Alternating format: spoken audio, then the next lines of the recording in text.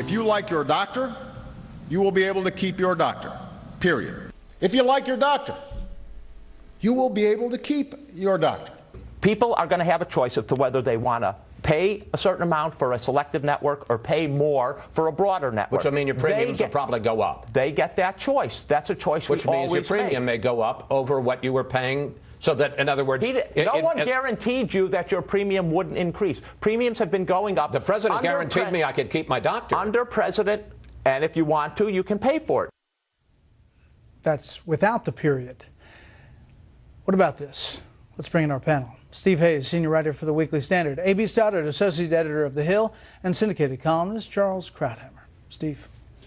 Well, this is what we might call incremental honesty, where the administration used one set of arguments beforehand to pass the bill, and now we are hearing, oftentimes in the voices of those who are its strongest proponents, that the things that they had said before they passed the bill were simply not true. You can really apply what Ezekiel Emanuel said there, the addition, the fact that he said, if you like it, if you can pay for it, you can keep your doctor. You can say the same thing to a large extent with your insurance plans, even though they might change. You can say the same thing to access to hospitals. It is going to end up, I think, in sort of an irony. The people who had designed Obamacare from the beginning had wanted to level the playing field in healthcare, in the healthcare field. And what I think is likely to end up as a result is an even broader difference between those who are going to be able to afford the best care and everybody else. It's just that that second group is going to end up much, much larger than I think anybody who was pushing Obamacare envisioned. A.B.? Well, I think we've learned that, weeks ago, that you're not going to get the plan that you once had. You won't be untouched by this law. Most people will be affected by it. There's no guarantee that if you're working for a company right now that tells you everything's fine, that next summer when the waiver expires for corporations, you might not learn that you're going to be dumped into the exchanges. So you were always, this promise turned out not to be true. We learned that weeks ago. What the promise was, though, was that the care would be affordable. And I think the concern is now that even when the website problems are fixed, and Democrats are hoping there's a period now before December 23rd, it might be a sort of a quiet period, and December 23rd you have a rush of enrollees who are going to actually be insured by January 1 if they get the payment system built. The concern is later on, do people who are in this system 6 months from now believe it's affordable? When they look at the out-of-pocket costs, the premiums and the deductibles, can you, after paying a $12,000 deductible as a self-insured person, even afford the next care that's going to be kicked in by the insurance company? That is the problem for Obamacare. Until it's deemed affordable, it won't be appealing even to the people that weren't looking for a specific doctor. We obviously have been down in the weeds in a lot of these things. Right. And Jim Engel's been covering it. A lot of our correspondents have been covering it.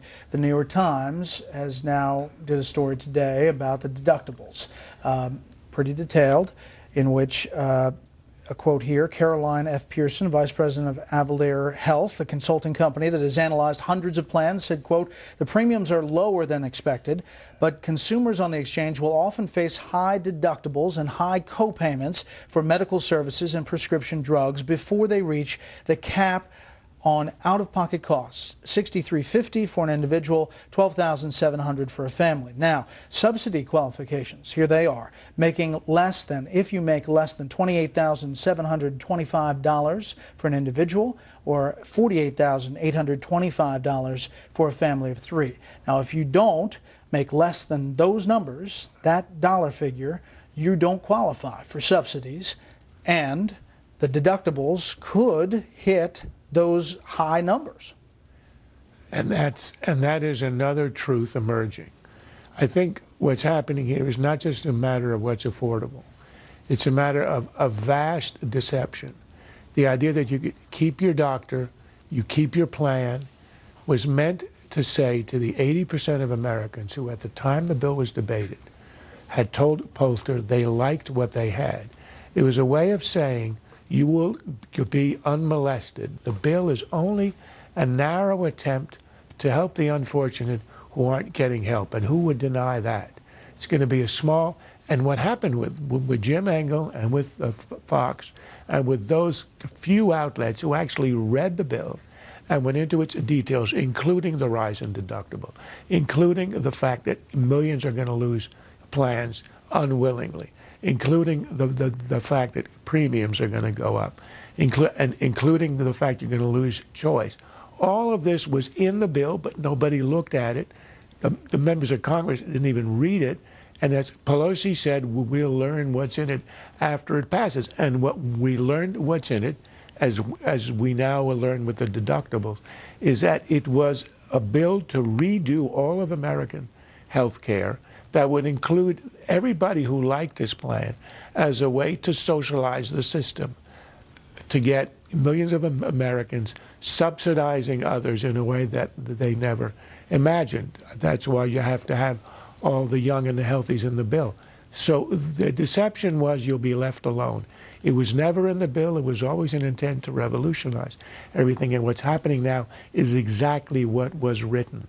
But is it working? This is Dr. Ezekiel Emanuel, again, brother to former Chief of Staff, now Chicago Mayor Rahm Emanuel, about what's happening next. No one has launched a big PR campaign to get these people signed up because of the problems with the federal website. We are about to launch a big PR campaign, and that, I think, is going to persuade a lot of people to sign up. Is it working? Well, in a way, what he said was true. The administration didn't want to have more people signing up with that bad website for the first 2 months because of all of the back-end problems. So in a sense, what he's saying is true. But the idea, as he implies there, that people are now just suddenly going to become aware of Obamacare and now going to rush to sign up because the benefits are so obvious, is preposterous. It is very clear to virtually anybody who's been awake for the past 2 months that this is a disaster. It's getting worse. None of the promises have actually come to pass. The challenge is, even if they get everyone they need, and it's 3 sick people for every 1 person to sustain the program, even if they get everyone in, the prices are set for 2014. Are those prices affordable? If they don't get everyone they need, the insurance companies reassess in the spring, and then the prices for 2015 will be higher. But after the election. Well, there could be, we don't know how long Democrats have before they literally cut and run. I mean, there's a lot of questions about how long they can wait. Next up, Congress threatening new Iran sanctions. Could that happen this week? And a nuclear deal hangs in the balance with Iran. The panel breaks it all down after the break.